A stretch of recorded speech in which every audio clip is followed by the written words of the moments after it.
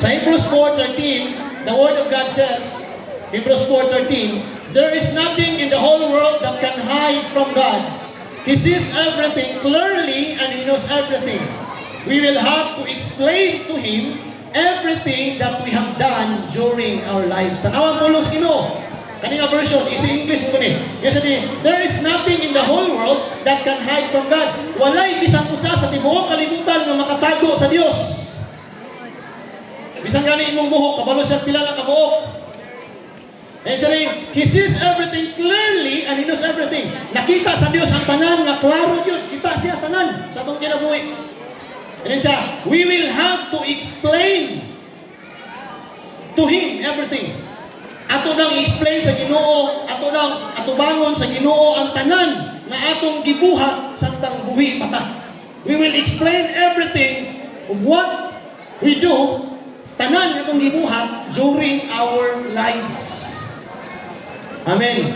Tanan. Atong i-explain ni Lord because He knows everything. Una, kung mo tanaw ng pulong sa Ginoo, tulura ka putang igsoon. Sa Romans 8:28, kanunay ka na ito yung ginagamit, yun din ang pulong sa Ginoo. He knows us far better than we know ourselves. Knows our pregnant condition and keeps us present before God. That's why we can be so sure. Yan ang pulong sa Ginoo. Kabalo si Lord sa tanas ng kinabuhi. That's why we can be so sure. Sure kita that every detail of our lives, ano yung sulti detail? Saan mo na ang detail? Details. Ha? Butay lagi, detalye. Pero ba problema? Problem, butangan mo problema. Ang secret, butangan mo sekreto. Ano siya? Oh.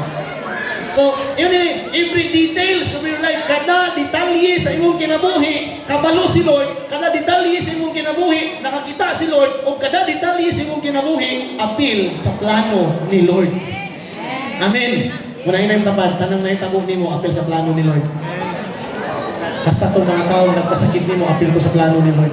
Wala mo na ison? Amen? Basta itong mga tao nga nagpasakit ni mo. Wala, tulor yun, imong inumduman. Tulor ka imong inumduman. Sa imong kinabuhi. Una, ang tao nga niuban ni mo panahon sa imong pagsulay. Amen? Sunod, ang tao nga hinungdan sa imong pagsulay. Ikatulo, ang tao nga nagtanaw ra nimo panahon sa imong pagsulay.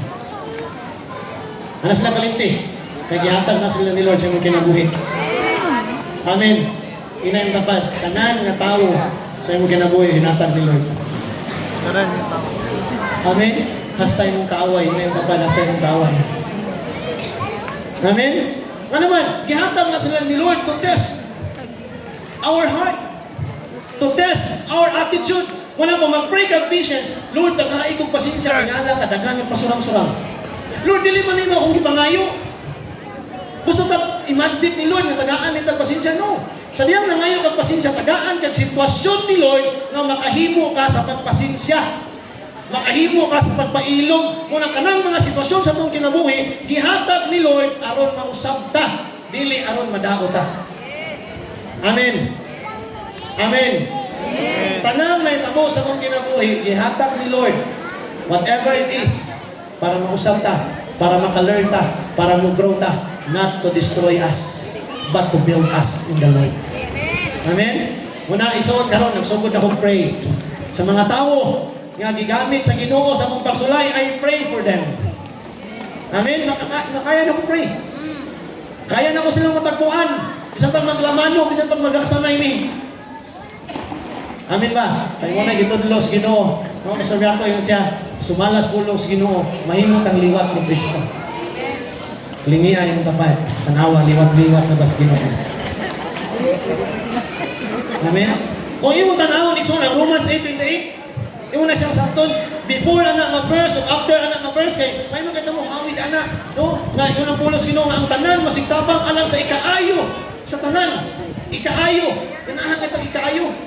Amen? Then pag maabot ka ng sitwasyon nga mati, Lord, saan ni? Hinumdumi nga ka na, gitugod ni Lord, kaya ikaayo na nimo. Tanang na ito mo, sakit o dili, ikaayo. Ano man, before ang mga verse, after ang mga verse, nag-isdo na sa conformity to Christ. Kanang daw maliwat kas Ginoo. Nga sa ato pa kanang gisgutan sa Roma 8:28 nga maayo katunang mga panghitabo sa imong kinabuhi sakit man o dili gitugot sa Ginoo kay makaayo nimo aron maliwat ka ni Kristo atong pagpaka ng Dios. Walay laing purpose sa Bible igsoon. Amen. Ang purpose yun sa Bible nga maliwat tas Ginoo mo nang gitudluan ta. Gikorek ta. Amen. Then pag naigo ta, di na ta mo simba. Kaya nangigo sa pastor. Kasunod-sunod ay ninyo. Amen. Nakikita ba mo nga yung pastor nagsunod-sunod ninyo? Ay, mo yun ninyo nga, nakita ko kong pastor mo? Bibirahan mo ko? Wala makikita ninyo. Di padayag ni Lord, aron mausap mo, aron mausap ta.